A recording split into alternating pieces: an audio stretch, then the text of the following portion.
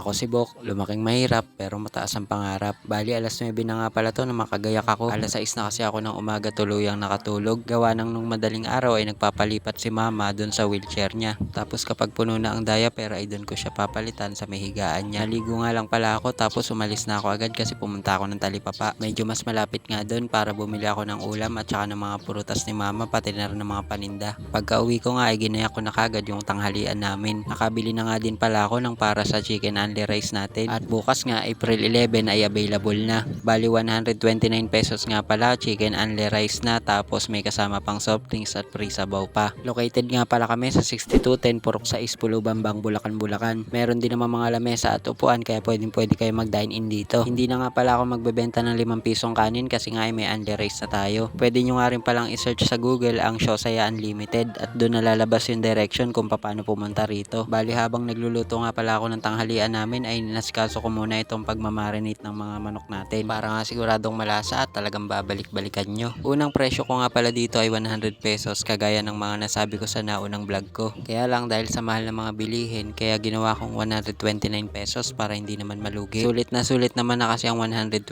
dahil naka-only rice ka na plus may free soft drinks pa. Pero tuloy pa din ang pagtitinda natin ng mga fishball at iba pang street foods pati ng mga burgers. Meron pa din tayong mga ice candy na buko pandan flavor, chocolate, kasama na rin ng coffee jelly. Habang hinihintay ko nga na tuluyang maluto yung tanghalian namin, ay asikasuhin ko naman dito yung mga gagamitin ko sa paglalaba. Medyo marami-rami na nga din kasi at naipon na. Mabuti na nga lang din talaga at may tulo ng tubig sa gripo ngayong tanghali. Kaya kahit papano ay nasisingit ko. Habang ako naman ay ini-edit ko nga yung logo ng Shosaya Unlimited kasi may kailangan baguhin. Kaya lang sa ngayon ay wala pa akong pera pampagawa ng bagong tarpaulin kaya naman yung luma ay didikitan ko na lang o tatapalan. Kumain na nga rin pala ako dito ng mabilisan habang nakasalang sa washing machine yung mga nilalabahan. Mabuti na nga lang din talaga at may washing machine kami kaya naman kahit papano ay medyo nadadali pa rin yung paglalaba ko. Hindi ko na nga rin pinipigaan dahil sobrang nakakapagod talaga kaya dito na lang ako maasa sa dryer. Nang matapos na isasampay ko na nga kagad para matuyo na rin. Magbubukas nga kasi ako ng tindahan dahil kailangan ko makapagtinda. Dahil nga hindi na ako makapagtrabaho ay ito na lang talaga yung pinupukusan ko. Dahil nga dito sa pagtitinda ko ay dito ko iaasa yung mga bayarin ko. Bali dito nga mga kumot at punda na yung sinasampay ko.